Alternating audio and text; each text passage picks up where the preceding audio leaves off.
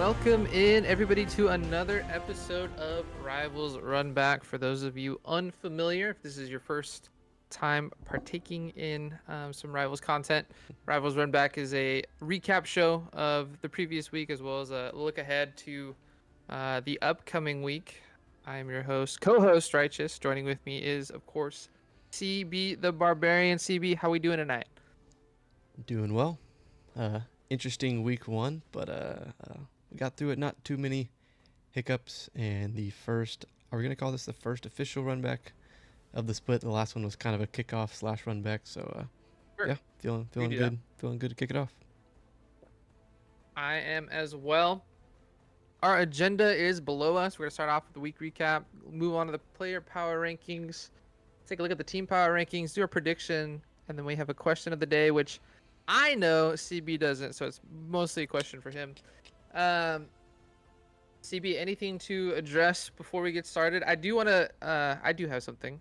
There was a little bit of a mix-up in week one regarding the bans for games, specifically game 2 and 3 of the best of 3 series. So game 2, the change this split is game 2 you still have all 5 bans for your respective team. That drops to 3 for game 3. Last split it was 3 for the second game, none for game 3. So hopefully moving on in the future, all these teams will know that they all have 5 bans in game 2. It was the 2 games we streamed. It was confusing for them. So You tell me everybody doesn't read the rulebook. yeah, yeah. I think to piggyback on that, moving forward, if teams opt to either not ban anything or they just ban something from like game one or whatever, that's going to be on you. Week one was kind of the freebie for everybody, getting to put into chat their bans and whatnot. So that was their kind of a relaxed rule book of week one. In addition to that, any teams that didn't post or posted late for their starting rosters in week one, you also got some freebie relaxed rulings on that as well. So moving forward, we'll actually follow the rules in that regard. So cool. Yeah. Cool. So just to reiterate, 24 hours prior to your scheduled match time, you got to be posting your starting lineup for game 1. So, all right, on to this week's recap, which it was a very one-sided week if you're paying attention to the divisions for these teams. Righteous Division going undefeated, one lone game loss. That was Braum Lives Matter, dropping game 1 against the Patriots. Other than that, it was smooth sailing for us over here. What's going on, CB? I'm just a big fan of scaling comps, and so you might have us in the first half, but we're gonna bounce back.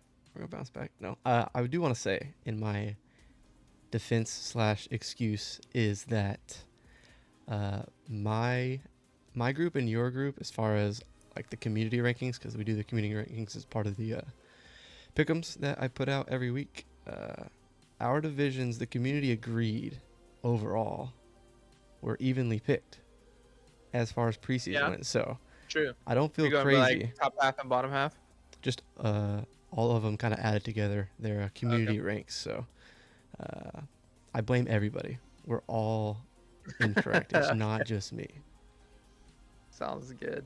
If you want to go ahead and throw the standings up for week 1 onto the screen so these fine folks can see what we got going on. CB the Barbarians division, the Patriots in first place, the 1-2 record, and the Righteous division last place is 2-1. So I expect that as the season goes on, it'll look less contrasted than it is right now, but who knows? Who knows? Yeah, that's it's just week one, so we'll see. We can start pointing fingers maybe after week two. Then we'll see. Maybe. But right now it looks really tough if you're in the apparent righteous group of death. But we'll see if it evens out. People, I saw some subs. I saw some some holiday weekend woes lingering on. So we'll see.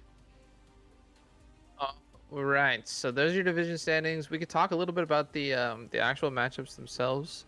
We can start off with the Problem Lives Matter versus Patriots matchup, our lone 3-game series. Fortunately, we were able to cast that as well.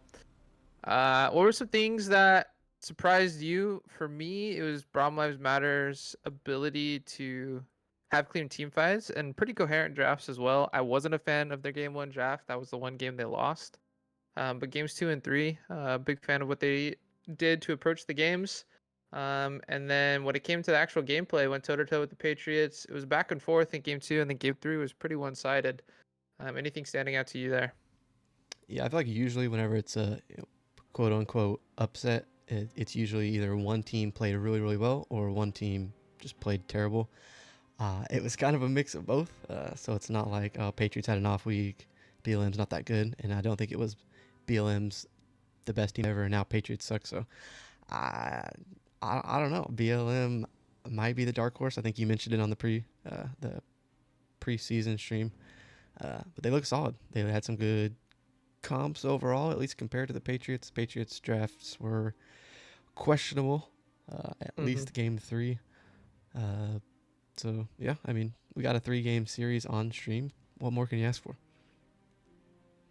Yeah, 3-game series is always appreciated.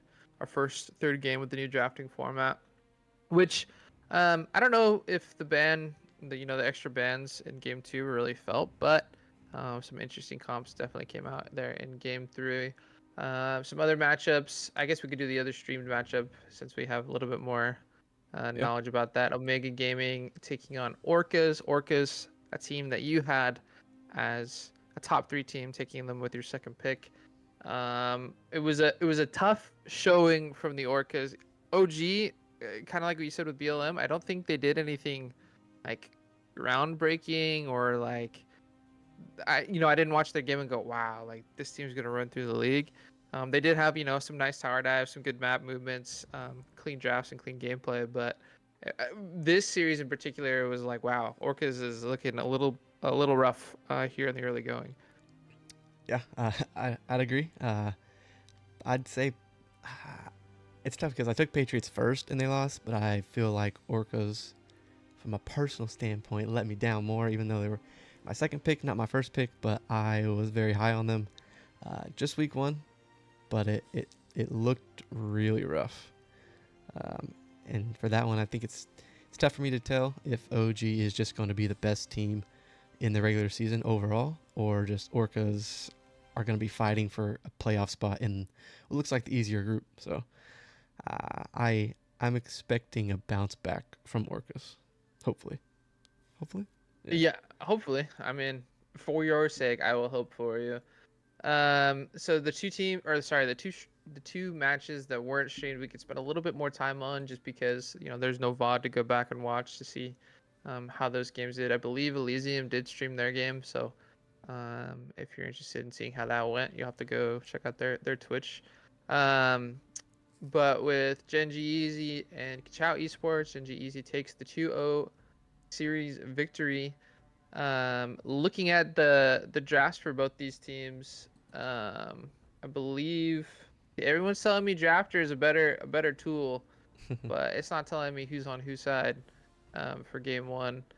Let's see here. Yeah, so for game one, it looks like it was Riley Sauce on the Varus. So yep. Elysium took game one red side. Mid lane Seraphine, Bard support coming out, Shen Trundle, and then a Varus pick, which is very strong across multiple levels of competition. Um, the other side, Zinjao, Caitlyn, Ornn, Silas, Hui, which I believe that was Hui support. Um, an interesting choice with that Caitlyn trying to play for that poke. Elysium looked very strong in that one.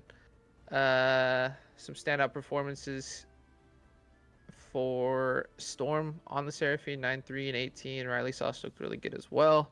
But then Key on the other side, on that Xin Zhao, with Kittens, kind of the two standouts for.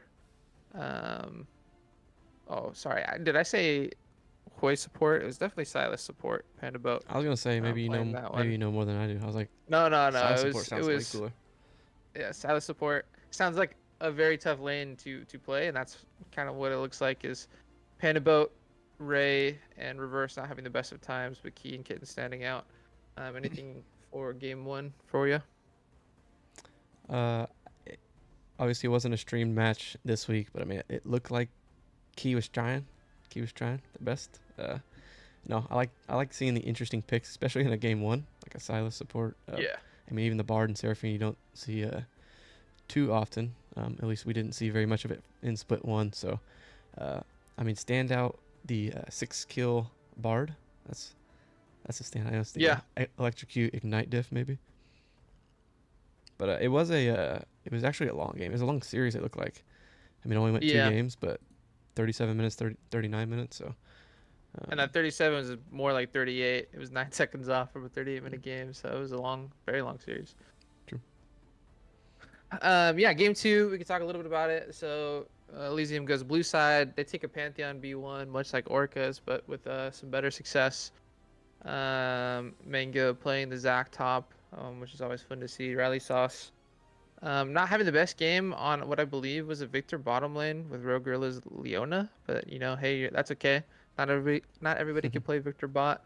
I think it was in response to what Kittens and Panda Boat were showing, Yeah. rocking the Ziggs Morgana Ray with the mid lane Nefiri. We're used to seeing that in jungle more often than not now. But that's cool to see out. Looks like Ray had a pretty nice game. And then reversing Key, standing out in game one for good reasons. Game two, it was a little bit more of a rough performance. So, without, actually watching the VOD quite yet, from what I could tell, just the drafts, the level of coordination from Elysium, I really like what they did with the Pantheon surrounding it with things that like to go in. The Zac, the Mbessa, Riley Sauce able to poke with that Victor, and then Leona trying to set up the whole team fights.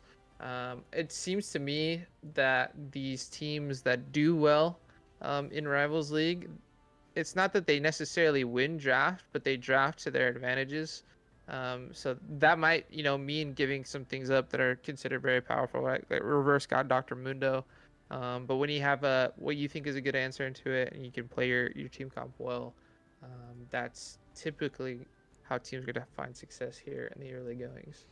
Yeah. I mean, I like the CC game two from Elysium, and then I mean, even if the Victor stat line doesn't look great, uh, you have 80 damage in both your solo lanes, so Yeah. it makes sense. And then you're matching the other side's AP damage grant. Don't know who picked first, but either way, AP versus AP, Elysium takes that series 2 out. All right, and Last then but not least. for yeah, for our final series, Juicebox Gang versus Jolly Rogers Broadside Buccaneers. I'm only gonna say that once. You're gonna be JRBB for the rest of the stream, just because y'all be having too long of names, man. Um, Juicebox game looking really good in their 2-0 victory. A team that is comprised of players that just love League of Legends. Johnnykiss. This will be the fourth position, maybe. Yeah, the fourth position that we've seen him play in Rivals League between both the splits he's participated in. And got to pop off on that Dr. Mundo jungle. Um, it just seemed like top to bottom, Diablo Fox lived up to their billing as one of the better AD carries. And then outside of that, it could have been just very well like a player diff, a hands diff, because you look at Juicebox Gaming's drafts, it's not like they were doing anything crazy. It's not like their compositions were geared for one particular style of play. Like they have a Dr. Mundo jungle with a Fizz mid. They That was a fun I game. like their yeah, I like their game one draft, a little bit better in terms of its coherency. I'm not sure how Stank got Aphelios. Seems like a cardinal skin to give that guy his main, but um, some very skilled players that, if they're not appropriately prepared for, will run you over. Yeah, it's interesting they banned. I mean, I get banning Rakan. Tyler Durden plays a lot of Rakan.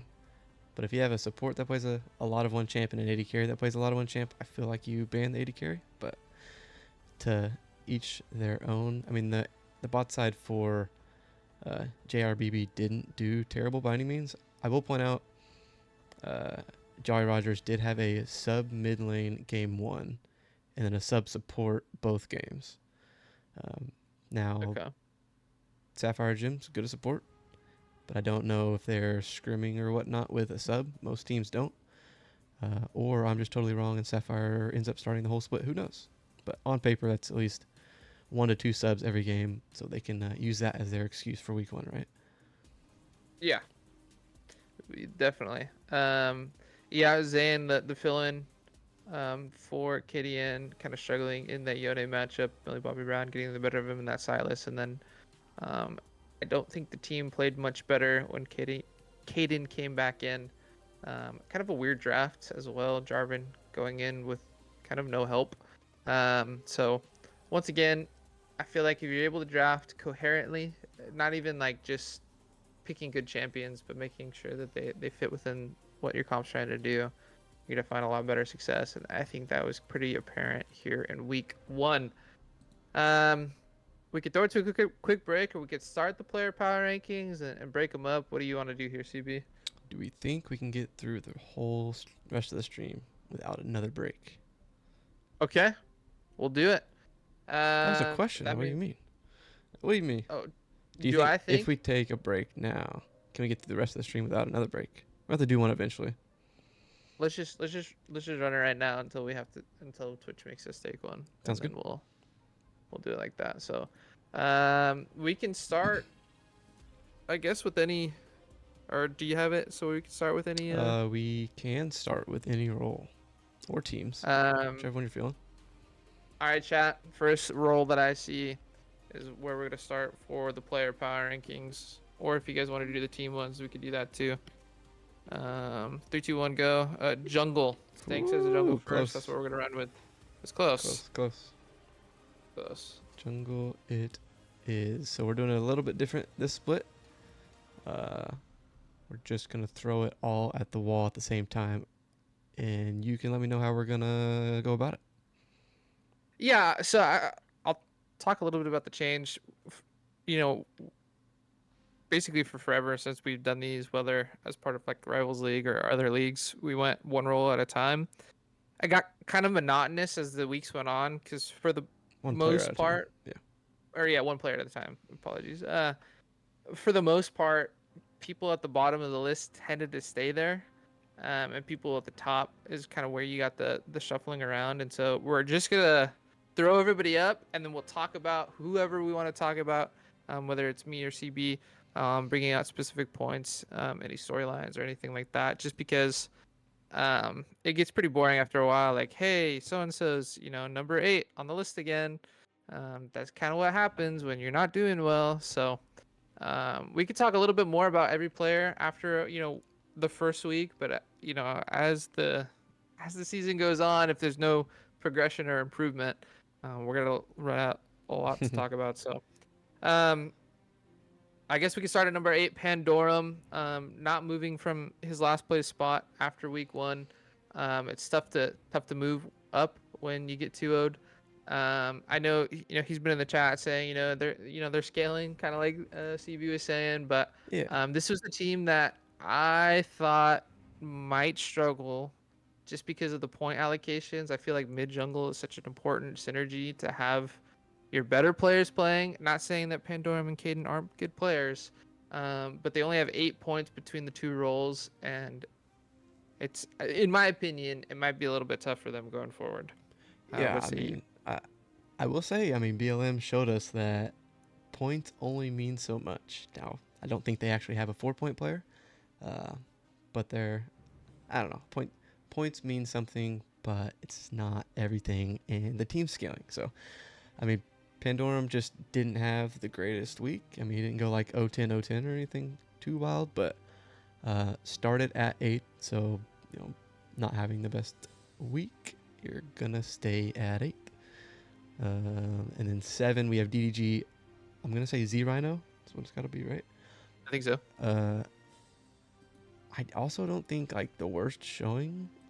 Like what 2-4 and 4-8, not the Mm-hmm. best, but not like completely running it down. It was a tough series overall for them.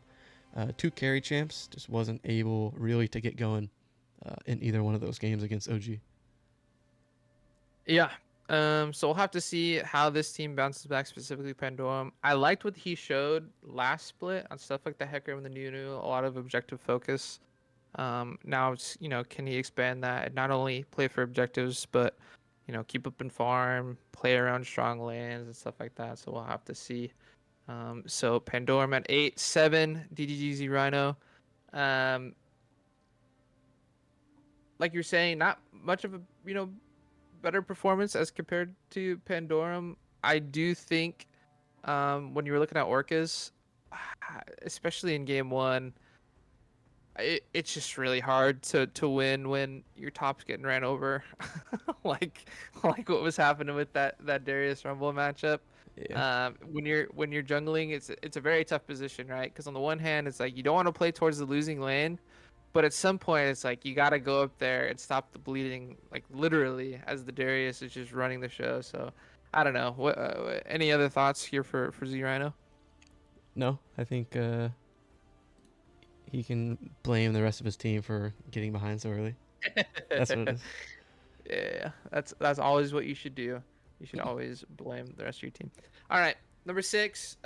One of our biggest fallers, eyesight, dropping from 1 to 6. You know, me and you were talking about it. You can say kind of week one jitters coming off the holiday. Maybe they weren't so focused. Maybe they, potentially overlooked Braum Lives Matter as an opponent. With that point differential, but uh, when I was, watching the games and then, streaming games 2 and 3, it just seemed like a team that was disconnected. Eyesight would be going in, and people would be going out. People would be going in. Eyesight would be going out. And that communication, when it's lacking like that, it's going to affect the way a jungler can play. Because if you're trying to take an objective and nobody knows what's going on, the jungler's going to suffer as a result because of that. I thought the early game for Patriots was fine, but into the mid and late, it was just sloppy. Yeah, I think Sai had a good game one. A lot of ganks, a lot of setups, not stealing a bunch of kills. Looked really good. And then games 2 and 3 was tough to watch. Game 2, I ran out of fingers of how many ults he missed.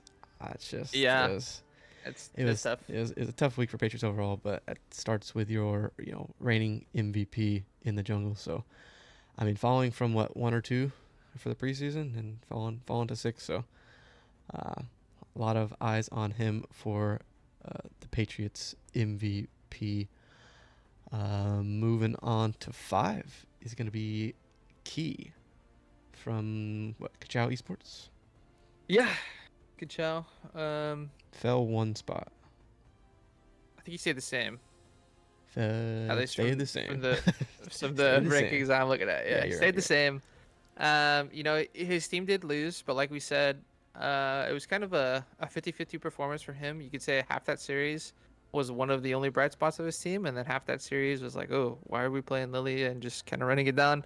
I think Lilia in that comp specifically, like I can't blame Key entirely for his performance because if you look at that comp, like Lilia wants a front line to CC and like lock down these melees, and there is actually no CC in Kachao Esports Comp Game 2.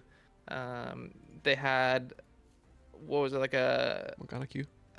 yeah, they had Morgana Q. That was it. And if you're playing Lilia, you're gonna be, targeted because you are a big source of damage. You are how a complex to function, and if there's nobody standing in front of you or helping to do your job, then it's just gonna be a tough time. So, I think he will have more performances like his game one suggests than his game two. Yeah, agree. And they wait, am I tripping? No, sorry. I mean, it's kind of middle of the pack stayed the same, like you said, from last week, and had one good game and one seemingly not so good game, depending on whoever you want to put the blame on. But if you're the jungler and you go 2-11, you're gonna get some of the blame either way. Yeah. But still chilling in the middle of the pack after a 0-2 loss. That's not too bad. Yeah, for sure. Uh, Top half of the rankings, number 4, Jonakis, rising up all the way from number 7. In our defense, We didn't see Jonakiss play jungle at all last split. It doesn't seem like he's a big jungler in solo queue, so we didn't really know where to rank this player. Um, I think I ranked him either last or second to last, just because, you know, who knows? Maybe he just doesn't play jungle well. But from a week one sample size, a 1 week sample size, looks like he's pretty comfortable within that role. Getting the better of JRBB, um, had a very, very nice Mundo game, as well as making a pick like Vi work, which does take some skill. Vi is a champion, super easy to int on. I think of Umti during the LTA North regular season last split. I think, or the playoffs even. I think he set the death record for one player. I think he died like 12 times playing Vi, just because it's a pick that, if he gets ahead, can run over a game, but if it's behind, man, does it look useless. So good to see Jonakiss do well on that as well. Yeah, I mean, the team really popped off, or maybe I should say the mid and bot lane game one. So maybe Vi didn't have to do too much other than be a CC bot, and then pull out the Mundo, which I feel like we saw a decent amount in split one, but in general we don't see it a lot in comp. In the jungle, of course, more of a top lane. But we know Jonakiss can play some top lane, so pulling out the Mundo and looked well on that, or looked good on that. So yeah, climbing up from 7th in the preseason rankings. We'll see Yeah. how high can Jonakiss climb. Another player we saw from last split, Stealthy at 3. I'm Stealthy by his full name. You know, playing it with GCCE last split, coming over, joining BLM.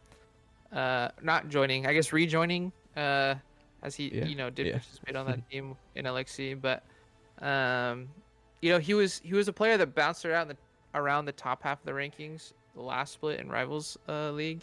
Had him kind of low coming into this split, just because the junglers do look very, very good, top to bottom. Quickly, rising back up to number 3. I was a big fan of.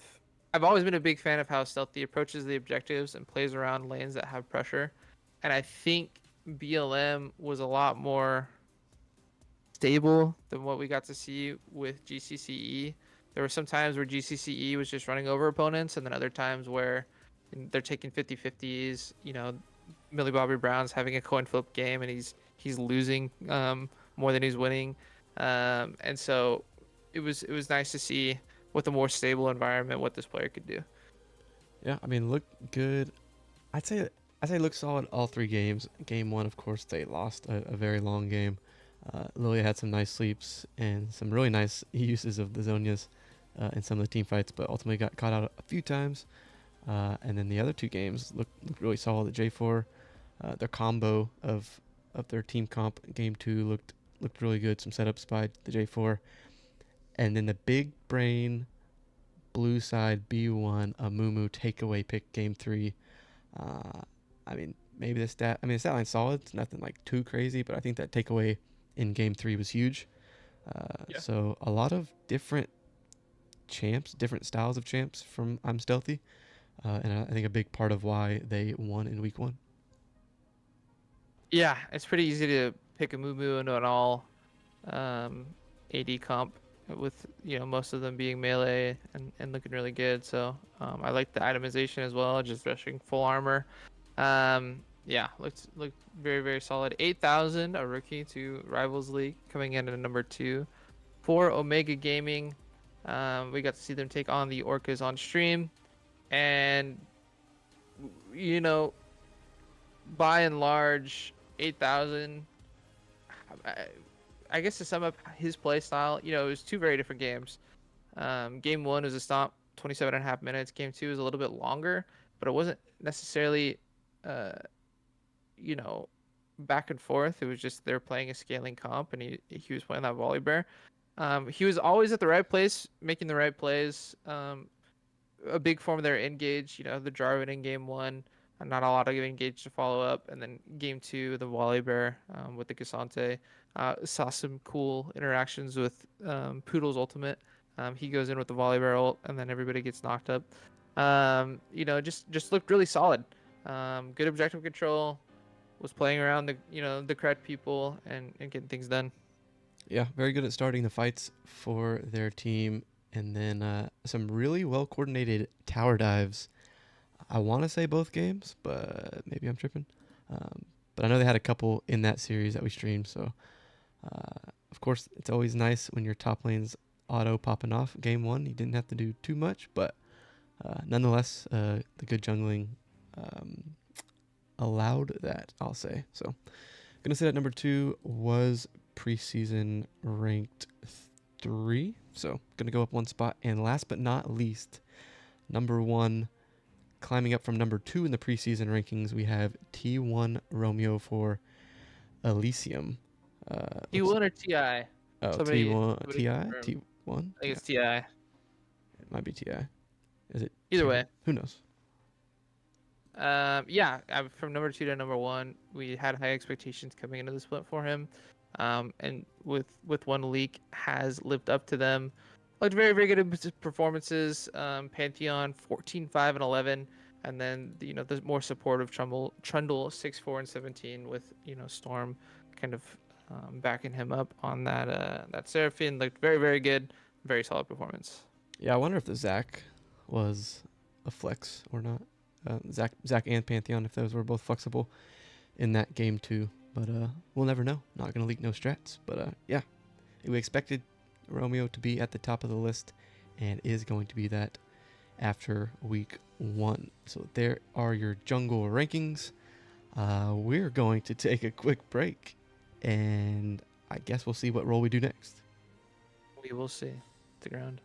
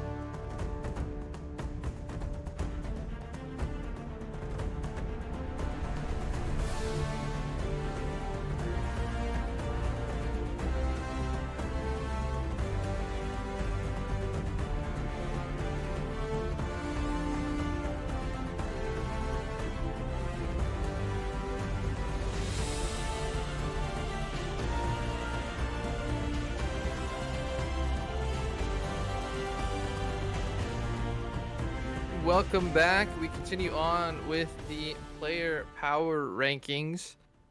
Jungle went first because chat told me that was going to happen. So now it is your time once again to tell me what is the next position we are doing. First one to submit in the chat. We'll go. It can't be jungle. So, uh, ADC, Stank on lock with the suggestions. Okay, we'll go ADC this time. Um, and then we'll follow with support, right? Because I feel like those are good to Yeah, I talk think they about play in the together. same lane sometimes. Yeah, sometimes. All right, there you have your bottom power rankings. Starting off with number 8, Red Phase Beast. Now, he's been vocal.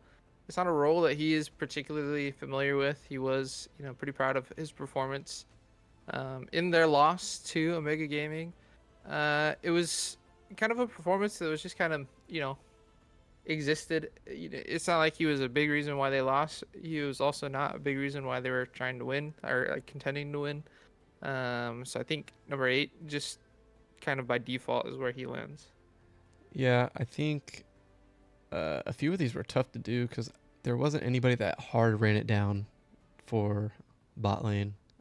It was just kind of a few people had not so great to medium average-ish performances, I guess, stat lines is what I was looking for. Kind of 6, 7, and 8 all together. But uh, since they convincingly lost, Redface took the 8 spot. But I will say 6 and 7 were not too far behind. I'm Yeah. trying to think. Yeah, I mean, like Zion Lucian, like he's a little far removed sometimes the fights, especially when playing a short range champ like Lucian. I mean, the stat lines were fine. I mean, nothing like too crazy. 3 deaths both games, but also you're the carrier of the team, so you gotta get in there. If you die, you die. Just blame your support for dying. That's true. Yeah, I mean, I think their lane, paired with Savvy, I think they were fine in lane. Hmm. It's just once you got outside of lane, it just you kind of get lost in transition. So Kittens at 7. Now Kittens, like Red Face Beast, don't think this is their quote unquote native role. You look up Kittens OP.GG, it's a lot of support, a lot of Yumi as well. But for her credit, had some bright spots. Game 1 in particular, looking comfortable on the Caitlyn. Game 2, the Ziggs. I'm okay with the Ziggs in certain situations, and the comp that was drafted around the Ziggs was not it for me. So I could see why the Ziggs would struggle. I'm not a big fan of their comp in Game 2, to be honest. Like Kachao's comp Game 2, borderline reportable. But I think with the Caitlyn performance, just that much slightly ahead of Red Face Beast. Yeah, I think their game 2 comp, like individually maybe lane, like role specific across the board, was fine, but as team comp, not the best. Kittens did move up a spot, so moving in the right direction. I assume Kittens started at 8th in the preseason because it looks like a very much support player on paper. But I mean, didn't have terrible stats. I mean, went 8 and 5 game 1, and the 5, 8, and 11 on the Ziggs. Not the best performance, but out CS'd and out KDA'd the other AP carry. So enough to move up one spot, so going in the right direction after an 0-2 loss. Yeah. Diablo Fox at 6, quite a big fall. I think it was number Was 1 one. in the preseason power rankings. So, high expectations for this player. Now ADC, as it has been so thoroughly documented by solo queue players, doesn't have a lot of agency within the role.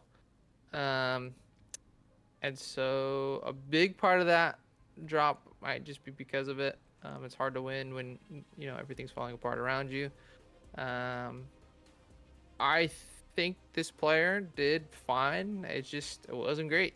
It was just kind of a meh performance, which that's not what this team needed, especially in this first week. Yeah, I mean, maybe our biggest faller as far as ranks go. Obviously, preseason is just like a shot in the dark.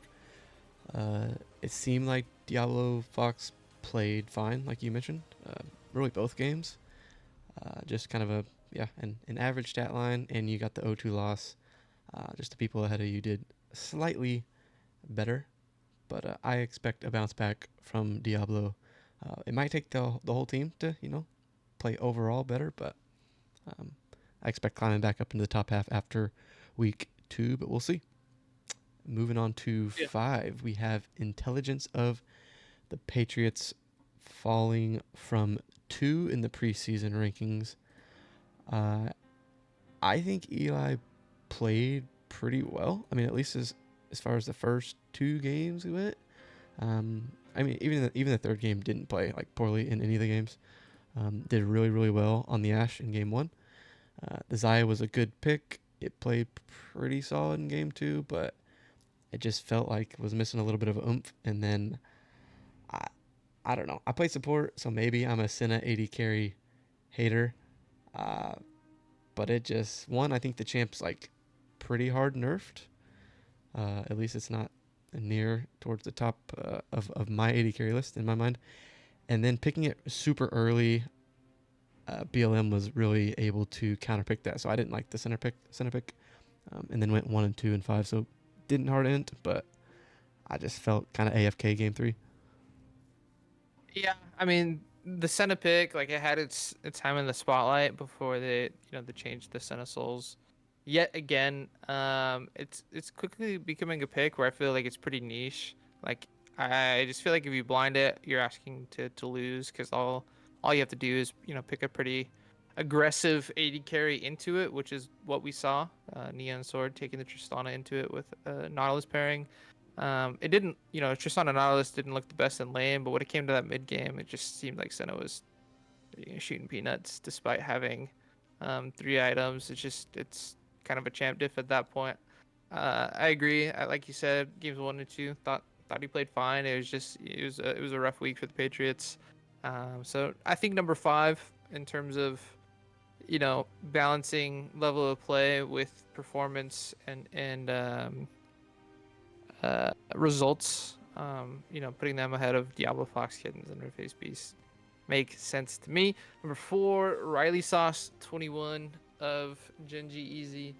A returning face, was a player that did a lot despite the low point total for Dignawash. It looks like it's going to be the same yet again for Elysium. Um, you know, just one of those players that plays solidly given almost any circumstance. Varus, a favorite of his, at 6-3 and 12. We talked about the Victor performance. It wasn't the best performance from Victor. Don't know if we'll see that again, but like you said, they needed some AP coverage. Ziggs was already taken. So it could just be, that's not a pick that has been practiced very much.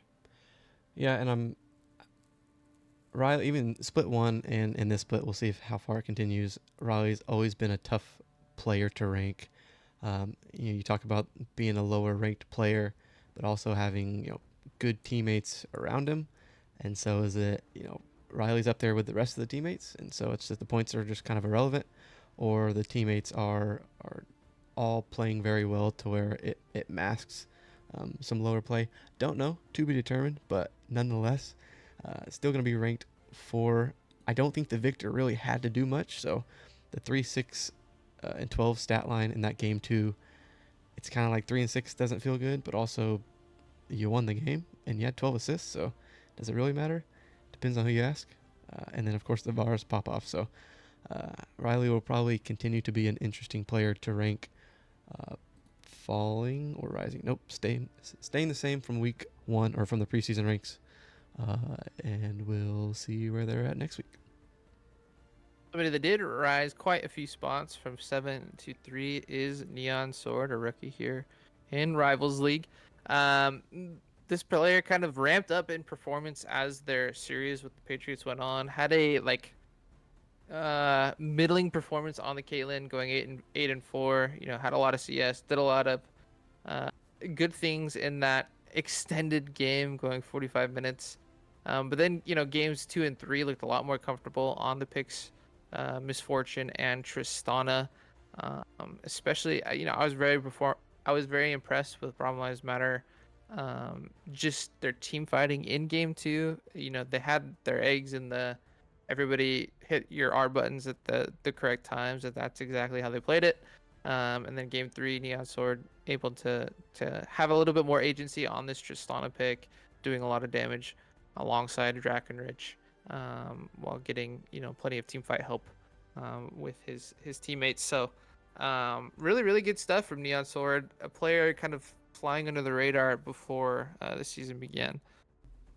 Yeah, had Neon Sword kind of middle of the pack at what, 5 or 6, six, Seven. 5, something like. Oh yeah, I keep looking at my rankings versus our rankings. Yeah, okay, Mm-hmm. 7. Yeah, so nice little climb. I think if you erase like the first maybe 25 or so minutes of game one, Neon would probably be 1 or 2. Some interesting split pushes from Caitlyn in game one, but outside of that, uh, looked really good. I love the Tristana pick in game three. Like you said, in lane wasn't anything too crazy because Patriots did take the Tarek. Um, but outside of lane, just had a lot of presence in all of those fights. So feels good at 3 for Neon Sword. At number 2 is going to be Nightmare, who is going to climb up from 5th in the preseason rankings. I didn't. I don't remember if Nightmare was the player. Is Nightmare the mid player, or am I tripping? That plays a lot of mid lane. I don't know. Don't quote me on that. But 5, 3, and 10 on the Misfortune, and then scaled into that late game 2, on the Jinx against the Orcas, and I'd say it looked pretty solid both games. He does play a lot of mid to confirm your suspicions. Yeah, I mean, Nightmare, it was a really interesting comp. I wasn't sure how a Misfortune Karma would kind of go. I liked it for the lane into Zaya, Alistar. But outside of lane, it did a lot of work as well.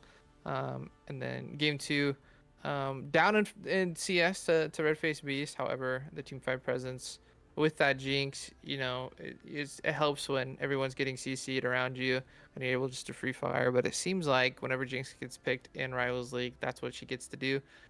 So very, very nice performance there. Had a couple of unfortunate deaths, with the Blitzcrank getting hooked probably more times than they needed to. But despite that, a very strong performance, finding themselves at number 2 on the list.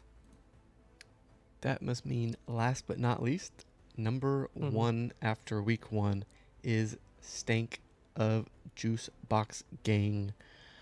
Got his Aphelios game 1. Don't know how that happens, and so I expect nothing less than something like a 12-3 performance. Uh, Yeah. that game 1 popped off, and then game 2 got the Kog'Maw, paired it with the Milio, a staple, and went 9-2 there. I mean, Yeah. how do you not rank him number 1? I really like the Cogpamilio into that Jinx Lulu that was picked against them. You already get, the extended range with that W, and then you add even more with that Milio W buff. And it looked like Snake had a pretty fun series between those two games. Really, really solid performance, died, what, 5 times across 2 games, had plenty of kills and assists, uh, was up in gold. I think ended up with almost 5,000 gold lead. No, almost 5,000 gold lead in game one. Um, it just means you're doing good things. So credit to Juicebox Gaming. I said gang earlier. I'm pretty sure it's Juicebox Gaming. Am I correct? No, it's gang. Is it gang? It's gang. You put gaming somewhere, but I didn't. Oh, you know what? It's That's because on me. Omega It is has Juicebox Gang. Yeah, you're right. Omega Anyway, Gaming. it's Juicebox Game. It was good. All right. We're talking about supports now, right? Because they kind of go hand in hand. Yeah, yeah. The more important role, some say the carry of the bottom lane, True. support.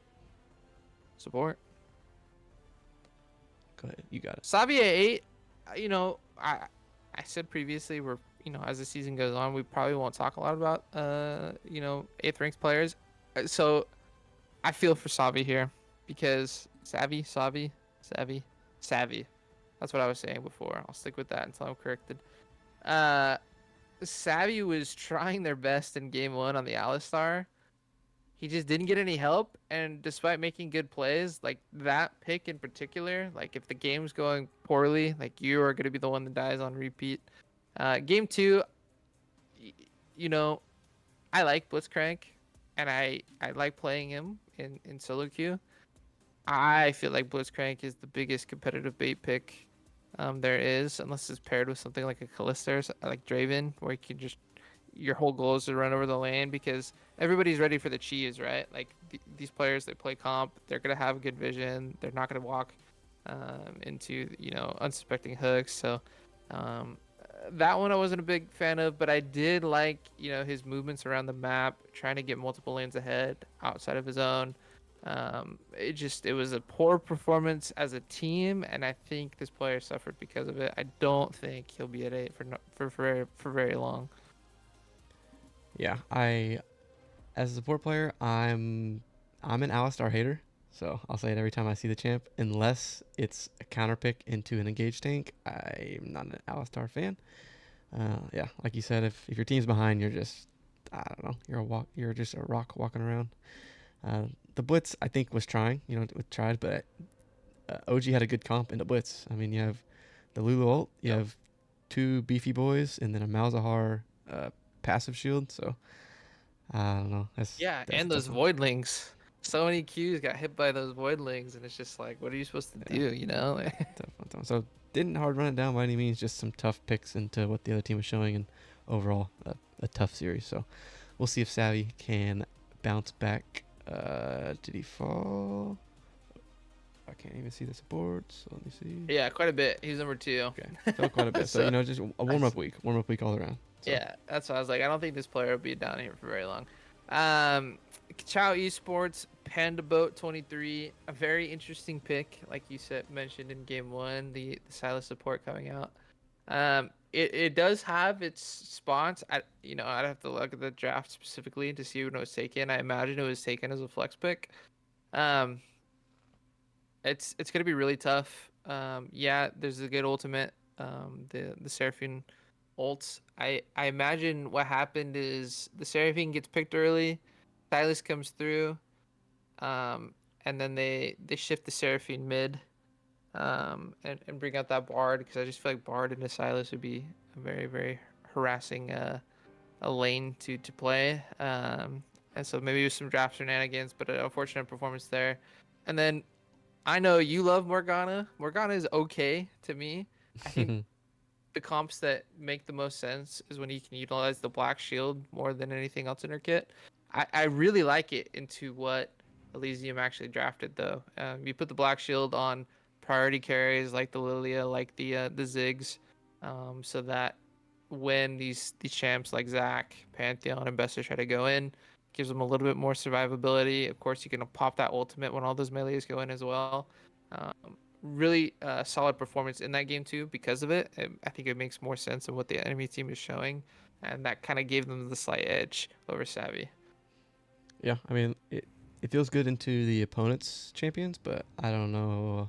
I mean their team comp overall just together Yeah, seems weird. So somebody had to change something. I think the Morgana stays, and I think you got to change something else. yeah. So I'm a big Morgana fan, most mastery champ. So that's the plus one up from 8 because you play Morgana now. Look good. It's just the Silas is too much cooking. So we'll see. We'll see how Panda does the rest of the split. Up one spot. So there's that Yeah, from it's true. preseason. Sapphire Gem at 6. Sapphire Gem, a returning face. Um, we had Amp ranked at number one, so I think it's unfair to say that this is a drop. More so, like This is we like the just have a preseason. lot of what? This is the first rank that Sapphire gets. So Yeah. It's not a drop. It's just like this is what it is. I think it was well documented last split. Like Sapphire Gem likes to play enchanters, um, to to to varying degrees of effectiveness. I think, unfortunately for JRBB, the level of opponent made it a little bit harder. You're going into picks. Well, for one, you're going into Stanks Aphelios in game one. It's gonna be kind of hard to perform. And then game two, you're playing a Lulu into a team that has the Fizz that can assassinate, has a Mundo that can run you down, it has Kog'Maw hitting you from a million miles away. So I think game one was a solid performance. Game two, it is what it is. You're playing Lulu into a comp that, probably is going to get the better of you. And so Sapphire at six makes sense. I feel like they did fine in lane. It's just um, as the games go on, Juicebox Gang able to I mean it was a 43-minute game in game one.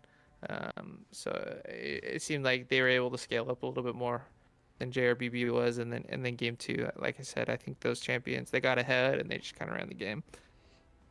Yeah, I agree. I'll say that I feel like there's after week one, maybe a bigger gap between 6 and 7 than there is 5, 6. So Yeah. I think it's closer to being in the middle of the pack than it is the bottom third, I guess, as a way to look at it. Is technically a sub on the roster, so who knows how much bot lane chemistry and whatnot. But it doesn't really matter, I guess, if overall every lane's kind of losing. Yeah. And then yeah, like you said, if you're playing Lulu, obviously you can like low key carry games, but also if your team's losing around the map, you can only do so much for Yeah. you can only buff up your teammates, and the rest is up to them. So um, not the worst performance by any means, just kind of sitting in the middle of the pack after week one. Number 5 is going to be Death Knight from the Patriots. In that 3-game series that we had, uh, I feel like did he move up? He did move up one spot. One spot. Kind of weird because we did have the sub come in for JRBB, so maybe it's a result of that. But overall, roughly in the same tier after 1 week. I think he looked good on the Brom. I'll Yeah. say it again, a broken record like earlier. I'm not an Alistar lover, especially blind. Um, Not really why they lost the game by any means, but kind of an Alistar hater. And then I like the Tarek pick game 3. It just with the team comp the Patriots had, it was a maybe interesting fit, or maybe it's just the Tarek Senna pairing that I don't like. But I don't know. As someone who's played Tarek Senna with Death Knight before, and normals or whatever we were playing, I like the pairing. I think looking at the picks, games two and three that Death Knight played, the execution just wasn't there, right? Like we never saw the ball delivery from like an Alistar multi-man headbutt pulverize, right? Game three, I feel like if Tarek can get the stun going with BKs on backline, like BKs going PTA Renekton, like your whole goal is to, one shot a Tristana or a Vex. It's just like it came down to execution, and unfortunately for Patriots, the execution wasn't there that day. Not to, I didn't like the Alistar blind, um, but I see what the vision was. It didn't come to fruition. Like you said, Braum in game one, very very solid performance, a very nice counter pick. You're kind of sacrificing lane into the Seraphine for game, able to absorb that big team fight ultimate, and then BLM didn't really have a lot of CC after that. So um, that to me is kind of what gives Death Knight the nod at 5 is standout Braum game. Yeah, concur. And right across the board, one step higher is going to be who went against Death Knight. It's going to be Tiny Fist of Fury for Braum Lives Matter. Uh, I mean, despite the game 1 loss, still had a very good stat line in the 1-8-18 on the Seraphine. I like the pick. There were a few fights. I mean, even on stream, I think. Oh yeah, I casted game 1. Yeah, I remember that. Yep. I thought there was a few more instances where Tiny Fist Fury could have been more aggressive after the Braum shield was used just for her E when she had ult up. But still, other than that, I think game 1 was solid, and then games 2 and 3 played really well. I'm not the biggest Nautilus blind fan, but it's not as bad as most other tanks blind, so it was a good pairing with the kind of run at them team comp that they had in game 3. And I like the Nami pick into Alistar, so pretty Yeah, close rankings. I'd say the 4 and 5, but I mean, if you're gonna win, then of course you're gonna be at least one step ahead. I really like the adaptation Tiny Fist of Fury showed in game three. It's like, okay, I'm gonna blind Nautilus because it's good for a comp. oh, the Taric comes out, it's like I'm not gonna get over aggressive in lane. Instead, I'm gonna try to, make my mark on the map. I remember specifically after Salo Sin had to burn flash in mid, making the roam around there where Eyesight and Salo try to get aggressive. You know, Tiny Fisted Fury is there.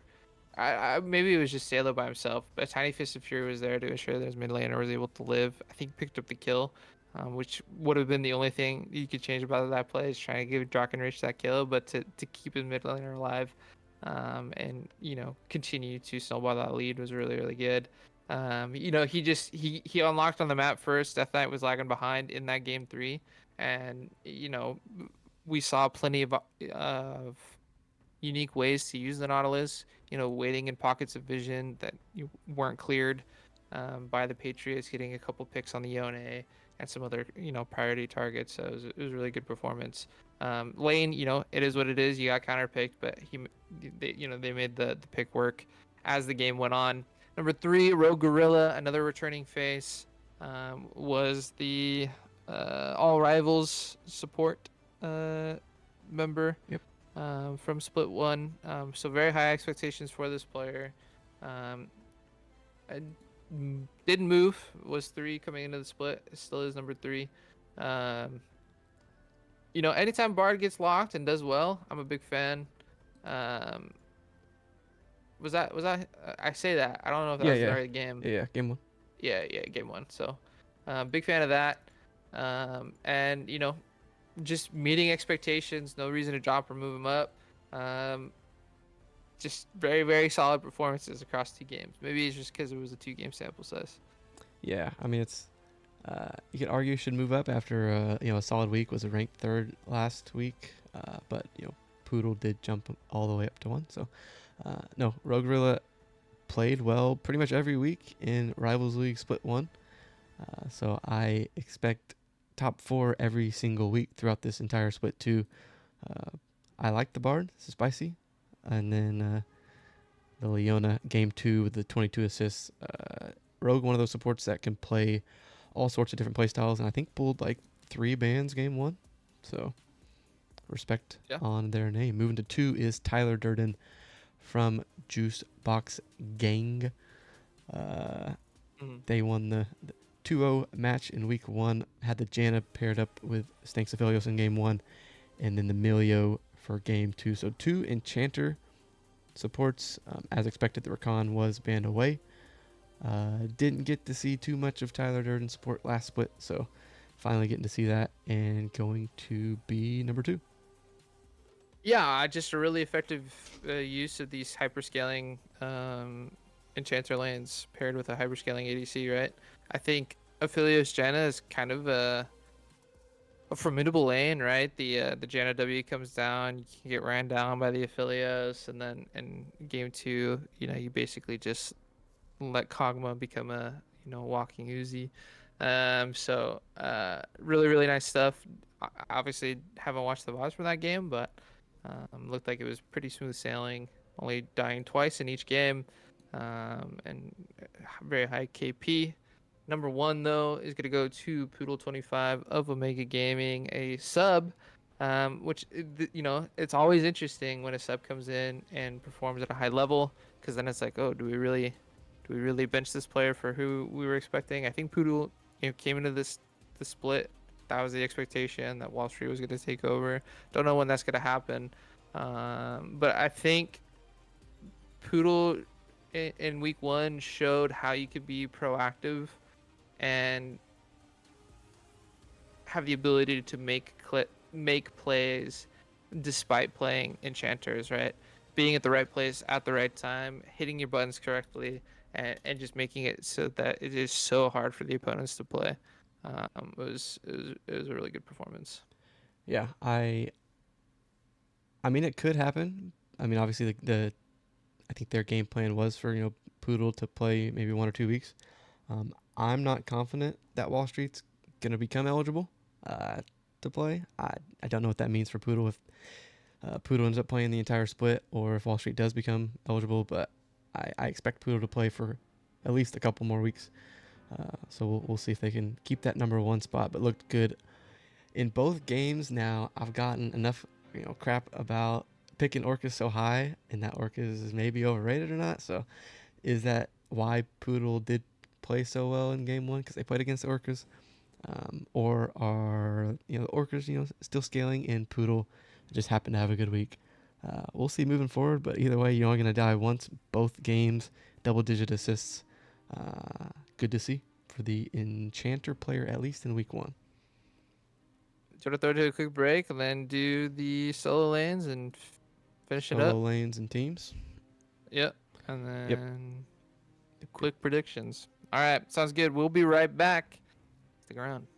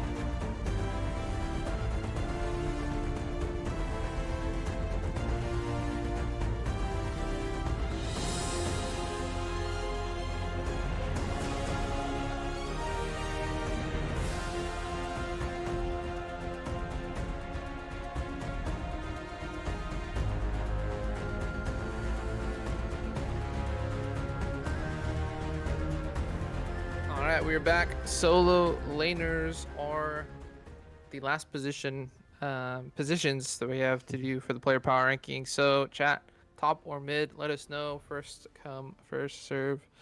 So far, Sync has been on the ball when it comes to that. Um, while we wait for that, I do want to shout out one of our sponsors, Real Tough Guy. If you haven't had the opportunity to look at his Etsy store yet, it is pretty cool stuff. He does tough rugs and some other things as well. He's got like keyboard rugs to make your shadow look that much cooler. Some coasters as well. He does custom things. Go check him out. If you use our code LOLRTG, you get 15% off. Friend of the show. So definitely check him out.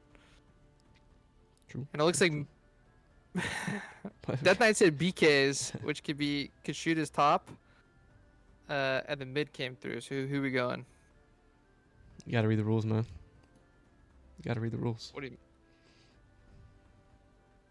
Mid lane it is. Mid lane. Gotta read the fine All print. right, Caden at 8. Uh, missed the first game of their series, and then came into game one. So only a 1 game sample size, unfortunately for them. It wasn't the best game to be had. Kind of limited on that Vigar pick. Like I said about Pandorum, Pandorum Caden, I'm a little bit worried about the jungle mid synergy for this team, and so, on the bright side, if they move up, it means that they're proving me wrong. But I don't know, low expectations at least for me, for this player. Yeah, I mean, started the preseason ranked 8th, gonna stay at 8th. Of course, only played the 1 game and unfortunately didn't look the best. Didn't hard feed, but Vigar into Fizz is never the most fun, especially early on. So Yeah. after the 1 game, going to stay at 8th. We'll see. The best way to climb up the ranking is to play in more games. So we'll see, but not far in front. At 7th, we have the returning player from Kachao eSports of Ray. Yeah. Trying to find it. Yeah. Hui, I believe we're saying, did go Hui mid. Yeah. Didn't look like it had the most fun in game 1 with the 1-7-14 mid lane Hui. I mean, did play pretty well. Game 2, it seems. On that Nefiri, almost forgot the champ name, the 9-5 stat line. Yeah, I think the Nefiri was a very solid performance. Like I have repeatedly mentioned, though, the draft top to bottom just not coherent. It was going to be hard to win that game. So the fact that Ray played as well as they did was really good to see. That the Hui pick, for whatever reason, just didn't get off and going in game 1. So yeah, pause. What I said. Yeah, he just struggled in game 1, and because of that, one solid game, one so-so game. Number 7 for Ray. 6 outrage, a returning face, but in a new position, was AD carry last split for multiple games for SEAL Team 8. Yep. Coming back for mid lane for the Orcas. It was a game, or it was a series, it was a match that was very one-sided. A little bit better performance in game 2. Game 1 was a struggle, I think, for him. Just the map movements weren't where they needed to be, got caught out multiple times. The Vigar had some bright spots with some, baby cages, some combos, did get the scale and was shotting people late, but, definitely gonna have to up the mechanics as well as the understanding of the role if he wants to climb any higher. Yes, I will say 6 and 7 were flopped back and forth a couple times. It was tough to decide who should go where. You could argue it should have been Ray above Outrage because of the Nefiri game. Outrage, both games didn't look super great, but because of the rankings, it's kind of like, I think of like college football, to where if you're ranked higher, if you play poorly and whatnot, you don't just automatically fall straight to the bottom. It's kind of a slow climb down or climb up. So because Outrage was high up and Ray was towards the bottom, they just kind of met. And so pick your poison. Could have gone either way. And not far in front of them, I would say, after 1 week, is Salosin of the Patriots sitting at 5. Yeah. They did play the 3 games. Salosin, a name very much known to rivals, just did not play in Split 1. So making their Rivals League debut. Definitely had some good plays. Game 1 really popped off in lane and into that mid game. Was trying his best to one-shot the Seraphine for the side of BLM, but I think they're one of the reasons I think Salo fell in the rankings. Well, one, their team lost, but also I don't care if you're 20-0 or 0-20. If you're gonna walk into the enemy jungle with no vision and get chain CC to death and almost throw game 1, you're gonna fall in the rankings. Yeah, I mean, I talked a little bit about it with Eyesight's ranking. It just seemed like everybody on the Patriots, specifically their jungle mid, were just not on the same page. We'll have to see how they bounce back. I think in lane, was fine. Got a couple solo kills, even in that game 3 on the Oriana. It's just when it came to team Game 3 fights, Yone, game 2 Oriana. or sorry, game 2. Apologies. Um, yeah, game 3 was real tough. But game 2 did get some solo kills. Had a couple of things to hang his hat on, but um, there was some fights where he's not there. There's some fights where he's going in too early. There's sometimes where he's just getting caught out because he's trying to extend his lead too far, and so it wasn't a good first series for him. Across the board, the Yep. opponent for Salosin was Drakenrich. I still don't know if it's Draken or Draken. I'm gonna go with Draken. I've said Drakenrich since Okay. we've known him. He Didn't didn't say correct us. nothing when Yeah. yeah. I thought about that yesterday, so maybe he's just used to it. Either way, Drakenrich at 4 for BLM. I'd say maybe not the best game 1, but still played well enough to almost make that comeback victory. And then games 2 and 3 looked really good. The counter pick game 3 was massive, made it nearly impossible for Sailor to play lane. The first 10-15 minutes of that game 3 was able to keep that mid lane pressure, and then that 10-2 on the victor. I mean, what more do you want out of a mid lane in that game 2? So gonna sit at 4. I don't know. Yeah, they were 5, 6 in the preseason ranking, so climbing up 2 spots. Yeah, very very solid performance. I mean, games 2 and 3, just an incredible amount of damage coming out between the victor and that Vex, like you were saying. At number 3, Millie Bobby Brown, a returning face, this time for Juice Box Gang. Got to see the Fizz. Looked like he had a very fun time playing that one. And then game 1. Why Silas am I into spacing? Leon. Yes, the Silas and Leon, able to get the better of support, or sorry, not support. Substitute Zane, um,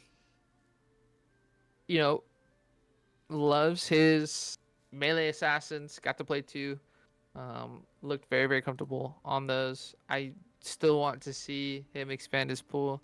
We only got to see him play 1 range champion. That was in their elimination match, elimination game in their match in semifinals last split on that Talia. So if he could do that, if he can consistently carry, be a little bit less coin flippy than I alluded to previously, then he's definitely going to stay in the top 3 for sure.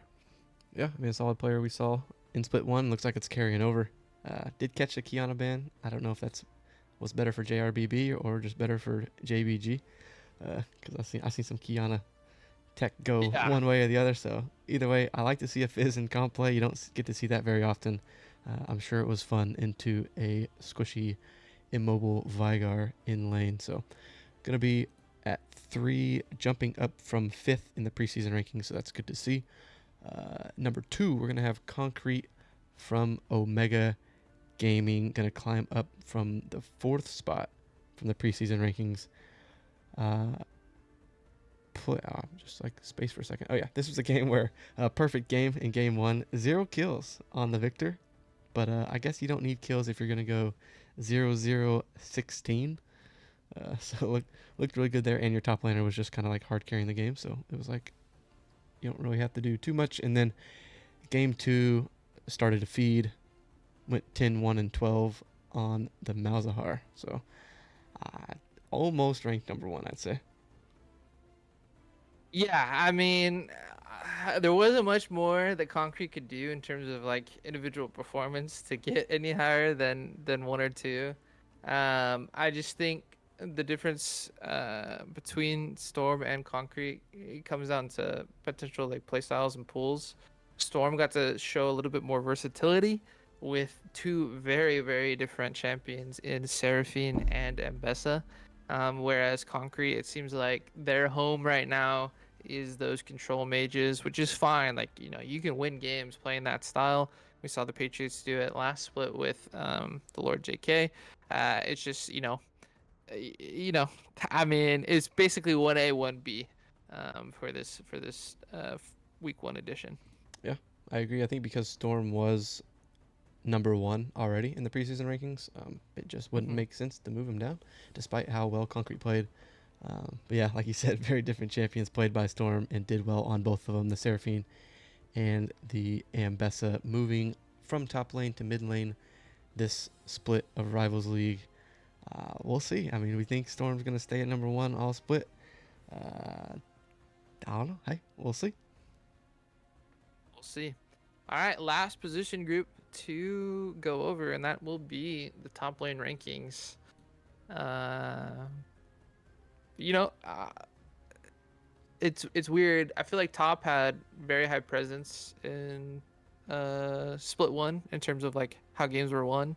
For whatever reason, the second split, it's not like top didn't have a high presence. It's just most of the games were played through mid and bot, at least in this first week. So we'll have to see if that's a trend that continues, or if some of these top laners can sort of start to separate themselves, because it was a lot more team play, I think, from top lane this go around.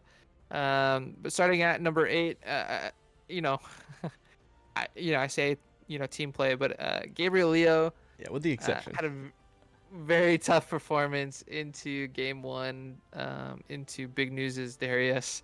Um, I don't like assigning blame to one player, but it was a very one-sided matchup and was felt by his team because of it. Yeah, that was a tough showing in game 1. A little bit better game 2, but nothing nothing too crazy game 2. Uh, Game 1 kind of is what it is. After like a couple kills, it was kind of like, okay, they are gonna win because it's Darius. Uh, so not the best showing there on the Rumble game 1, and then game 2, they go red side, get the counter pick. I think you predicted it in Yeah. draft of taking Garen into Casante is good on paper, uh, but just didn't really come to fruition that game 2 either. Hey, you know what? He almost ended the with the exact same gold as his counterpart, though. Big News didn't have the best game there. They had the exact same CS. And Yeah, if you have dyslexia, you ended up with the same gold. So, I mean, game 2, it was a lot better in terms of like top v top, looking at the two performances. But yeah, that game 1 was very, very tough, and so unfortunately for him, gonna land at number 8. Number 7, another rookie, Purple Sazabi, aka Walk Warlock, JRBB, struggled with their match into Juicebox Gang. I keep saying gaming. It's gonna be a curse now. Um, the Echo Top was a very unique pick. Came out in week 1. It's you know something that had its heyday when it was you could run it with tank items. Um, what 4, 4, and 5 on it, was solid performance. Just not enough to put a team over the top. And then game 2, that Gwen going 1 and 4 into the counter pick. You're playing that to run over the Ornn, and dude, Caleb definitely got the better of him in that one. yeah. I think if Gabriel Leo's game 1 wouldn't have been such like a stomping, respectfully, uh, Purple Sazabi was aiming for that 8th spot, but 7th will be all right. I mean, 1-4 doesn't seem like that bad, but also 0 assists. That one's kind of a head scratcher, I guess. Of course, that one wasn't streamed, so who knows what really happened. But yeah, Spicy Echo Top, if it works, it sounds good, but didn't quite work out. Doesn't seem so. Gonna be at 7th. That means that number 6 is gonna be reverse from Kachow Esports. This one we did not get to see. Tripping. Uh, Yeah. this one. All right, he played Orin Mundo, so back on Tank Duty. We've seen Reverse play. He played 2 roles in LXC. I don't know. I have an old man memory, but Tank Mostly Duty. It top. looks like this go Yeah. around the 12 deaths on the Mundo. We don't love to see, Nope. but it was a super long game, and kind of like the BLM Patriots match. Late game Mundo can still do Mundo things despite your stat line. So enough to be not at the bottom. Going to be at 6th, jumping up 2 spots from the preseason ranks. Yeah, I mean, sometimes you just kind of put your hand up, say like it is what it is. Playing tank v tank in both games, it just seems like Mango was able to impact the map a little bit more positively than Reverse was. So, just gonna have to be happy with the number 6 ranking there. Number 5, Dude Caleb, came on late into the season, last split. Um, was the top laner for RAR, who bowed out in finals.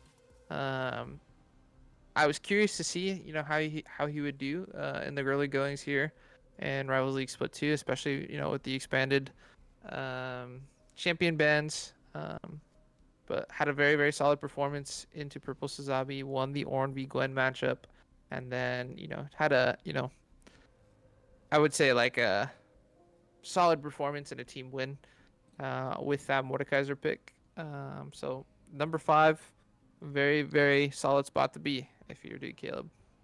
Yeah, and we'll see if he's on more of the bruiser and tank duty for his team, all split or not.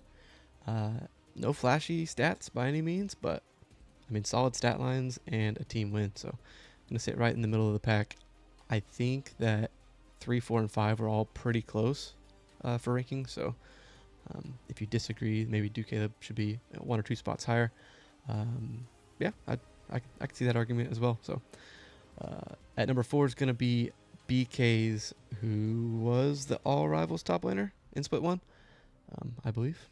And so he's going to drop from 1st in the preseason to 4th. Now, I don't think that feels too bad after a loss.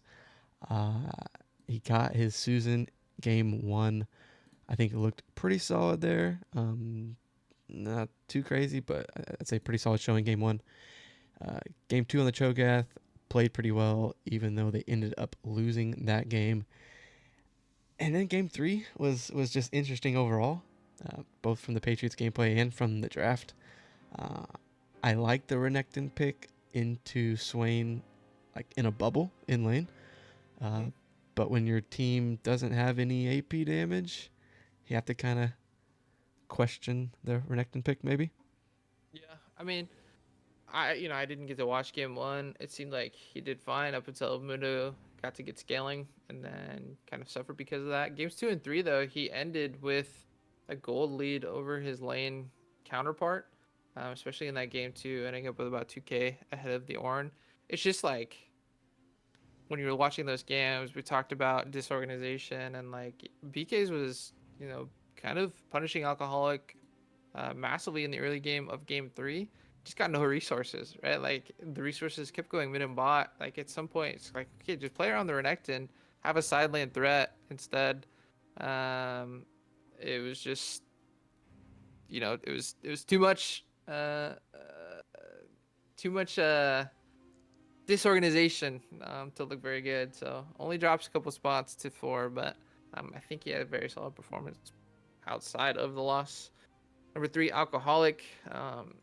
His lane counterpart um, had a monster Mundo game, kept his team in it basically until he couldn't anymore. Pushed the game to 45 minutes.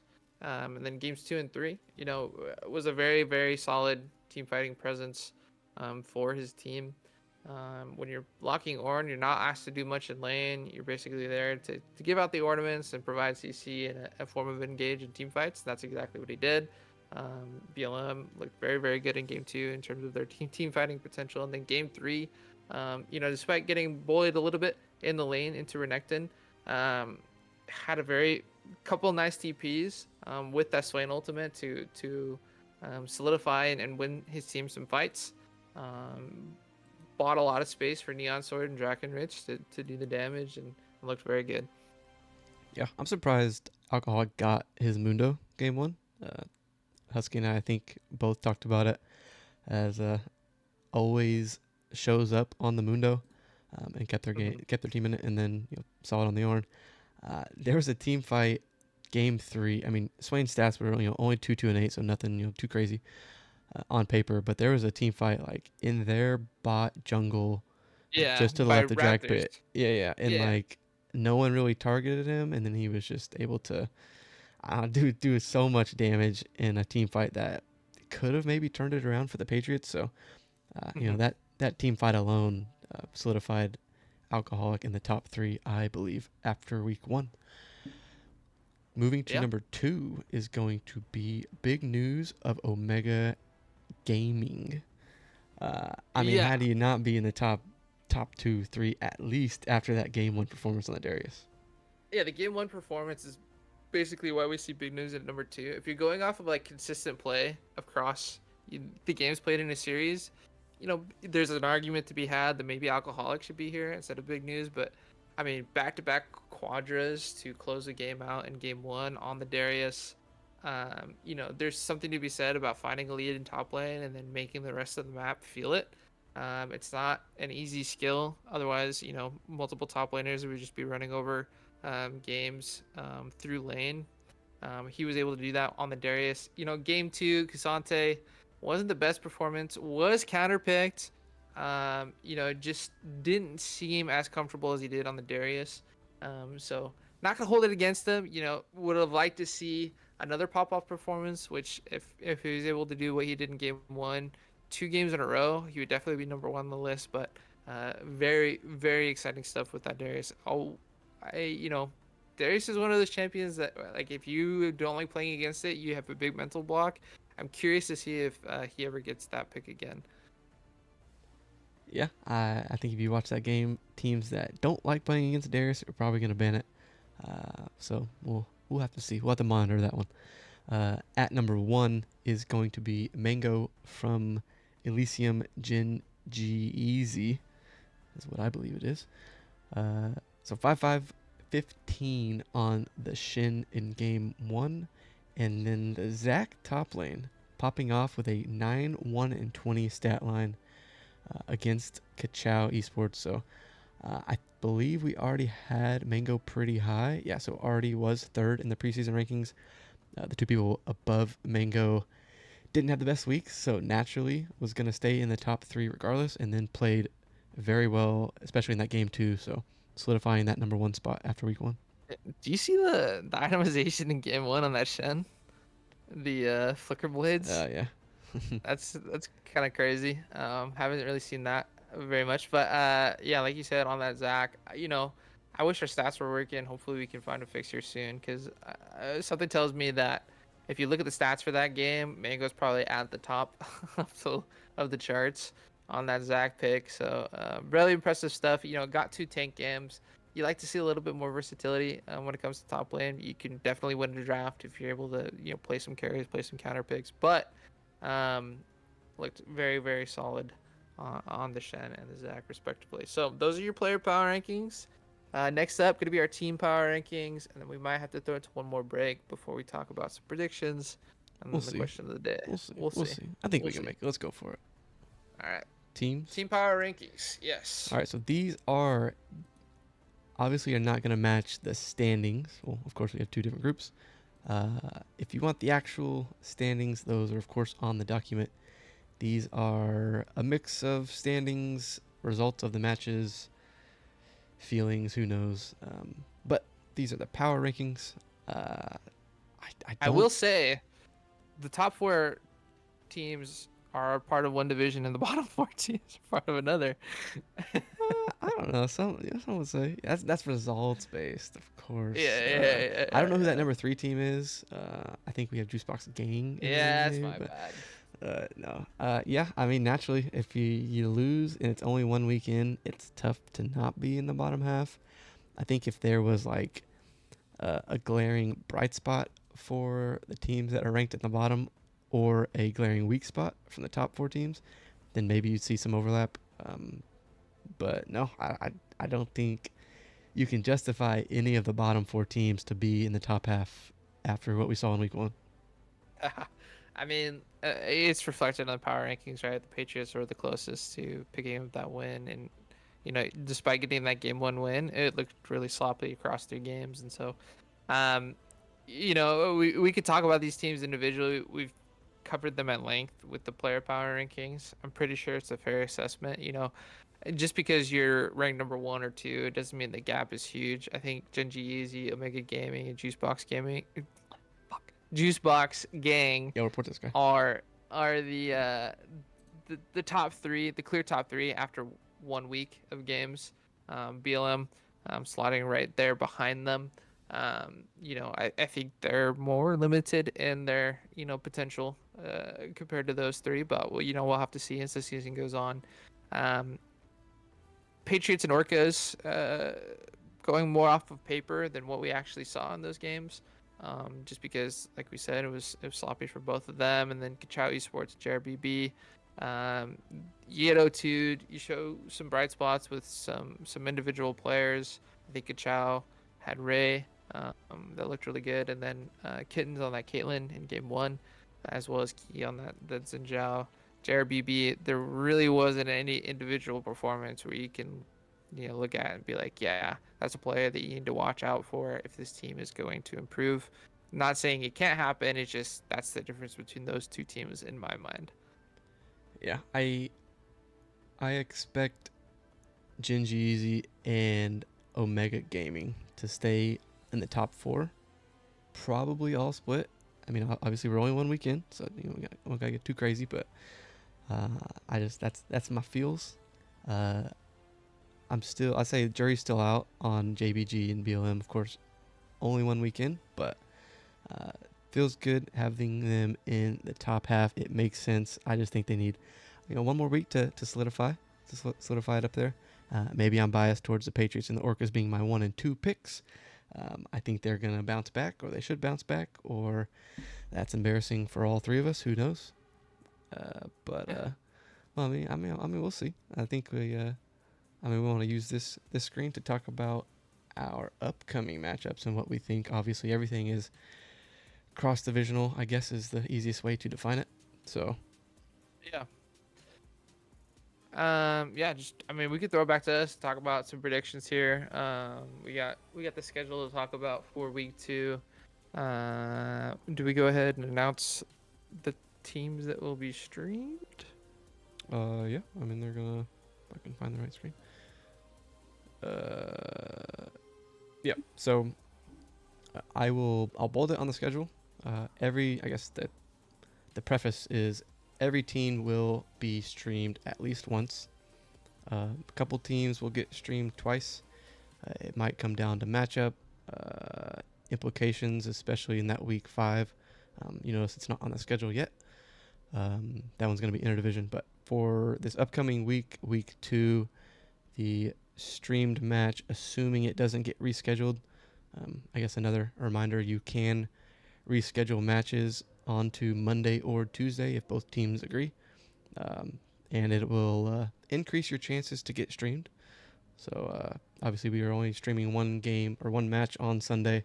If you reschedule to Monday or Tuesday, we're going to most likely stream that one also. So to answer your actual question, week 2 is going to be Jolly Rogers Broadside Buccaneers versus Brom Lives Matter being streamed. If you're thinking, wait, I haven't gotten streamed yet, that means you're either going to get streamed in week 3 or 4. So I think I kind of already have those planned out, but we'll see. We'll probably just announce it week to week. But that matchup, I expect, is going to be a close one. Yeah, I mean, of the two teams, Brown Lives Matter. Not a lot of expectations coming in, but after upsetting the reigning champs week one, those expectations have shifted. JRBB struggling in week one. I don't want to say it's an easier opponent than what they had in week one, but definitely a winnable match for them. So if they improve or Problem Lives Matter comes out flat, who knows? I expect that game to go the full three series as well, or three games as well. We'll have to see. Um, we can talk about predictions here. I got BLM winning 2-1. Just I think the expectation is both these teams are pretty close. It's going to go three games. I think ultimately what ends up undoing JRBB is that mid jungle synergy. I think I'm Stealthy and Drakenrich are probably on another tier than Pandorum and Caden, assuming that Caden can play both games. So that's going to be the difference for me. Yeah, I mean, if you would have asked me a few days ago, I probably would have said JRBB 2-0. But after last night's match, I'm actually going to completely agree with you. BLM 2-1 is also my prediction. Uh, don't shoot me. It would be kind of boring if I just picked people in my group every week. Uh, Got to be realistic on what I think is going to happen based off of all of one match. So JRBB can definitely turn it around, but Braum Lives Matter looked really good after the week one performance. Yeah, second game on the schedule, Kachao Esports taking on Omega Gaming. Like I said, Omega Gaming wasn't super flashy, but showed a lot of good things in their series against the Orcas. Kachao Esports, a couple of returning players like Key, like Ray, um, could potentially bounce back. I think, but of all the teams that have played, Genji Easy and Omega Gaming are probably the best two that we have so far. So unfortunately for Kachao, they got to play them the first 2 weeks, which is why I think Omega Gaming is going to pick up another 2-0 victory. That's just a 1 week turnaround for Kachao. Not a lot of time to get some reps in to try to improve on whatever went wrong in their series, and um, whether it's Wall Street or Poodle. I don't know what the status of Wall Street's eligibility is, but um, either one of them, I expect Omega Gaming to have another solid performance. Yeah, it's tough. I'm gonna attempt to not agree with you on every single matchup, but uh, this one I definitely have Omega Gaming 2-0. I probably just put them 2-0 against any opponent until proven otherwise. Obviously, it's a lot of praise after just one match, but showed a lot of good things in their week one match. In Kachao didn't have too many bright spots, at least on paper. Again, just after week one, but yeah, I'm gonna go Omega 2-0. A very good team, maybe the best team until proven otherwise. I'm gonna go first. That way, I'm not copying you, right? Sounds good. The Take next the next match two. up, we have Orcas versus Elysium Jinji Easy. Uh, I had this one circled as gonna be a banger matchup before week one. Uh, but after Orca's performance in week one, it's tough for me to think they're gonna knock off you know a team that's made up of a large portion of one of the best teams from Split One. So um, I don't want my bias to come into play. There's what I want to happen because Orcas is in my group. But if I was a betting man, I'm gonna go EOIGG 2-0 versus the Orcas. Um, Elysium looks good. I think they're gonna continue to be good every week. I'm hoping for an Orcas bounce back, um, but it has to happen, and then I'll believe. Yeah, this time I get to copy you. I got Elysium going 2-0 as well. I think much like Kachao, a 1 week turnaround, not enough time to really improve on what they need to. Um, I think top to bottom, Elysium, all five players know their roles extremely well. I don't know if that's the case with Orcas. Um, there's a chance for an upset, uh, but an upset for Orcas against Elysium would be them taking a game off. I don't even know if that's gonna happen. So Elysium 2-0. Okay. Okay. We'll see if we do the 4P here or not. Last but not least, we have Patriots versus Juice Box Gang in week 2. Uh, this one I think is gonna be close. I think could possibly likely go 3 games. Uh, I don't know. Call it bias, call it hope. Who knows? I'm. Mm, mm, Mhm. let's see. Okay, last split I picked Patriots every week. Right? They ended up winning it all. If I keep that trend It's going, true. there's still a chance, right? I'll do it. I'll give him one more chance. I'll give him one chance to bounce back. I'm gonna go Patriots 2-1. I'm gonna lean. I'm gonna call that some biased. I gotta vote for one team in my group, right? So Yeah, I'll choose for Patriots sure. this week. Give them one more week. Don't let me down. I'm gonna pick them 2-1.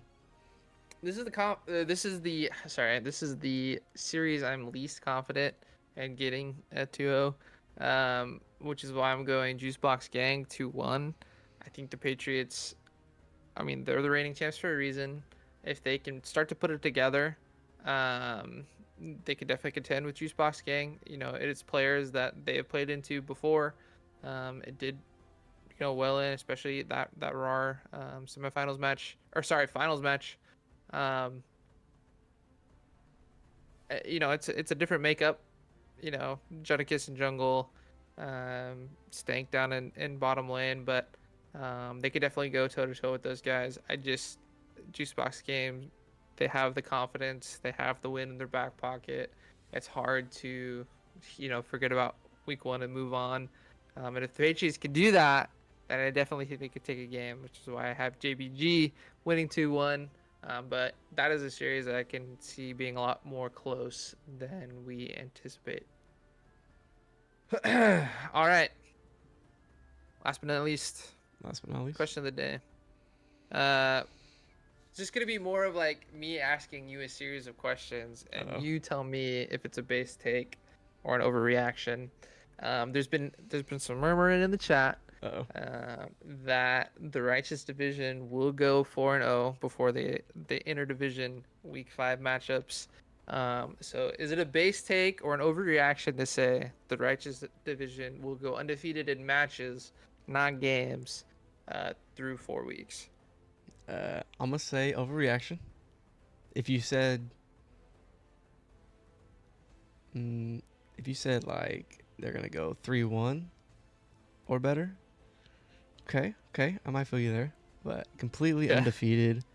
I mean, well, one statistically that's a little tough, but yeah, stuff. one weekend I expect maybe somebody on your side they have to sub. Maybe a DDoS That's comes out. Who true. knows? Maybe a snowstorm Yeah, attack. No, maybe I somebody think gets one of comfortable. I don't know.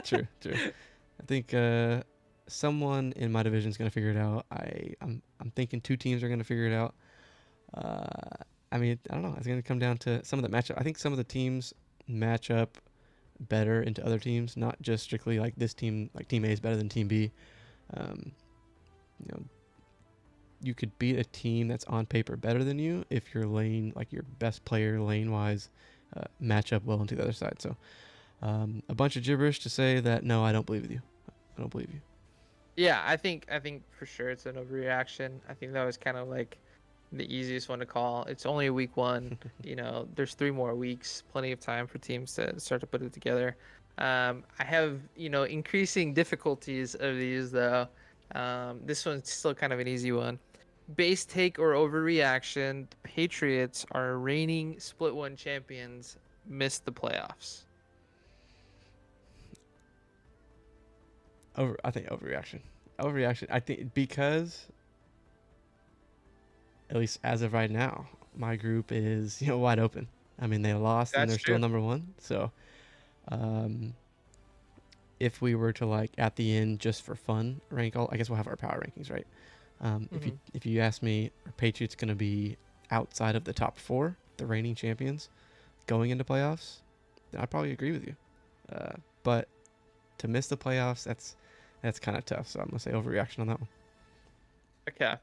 Like I said, kind of still an easy one. Made you think a little bit.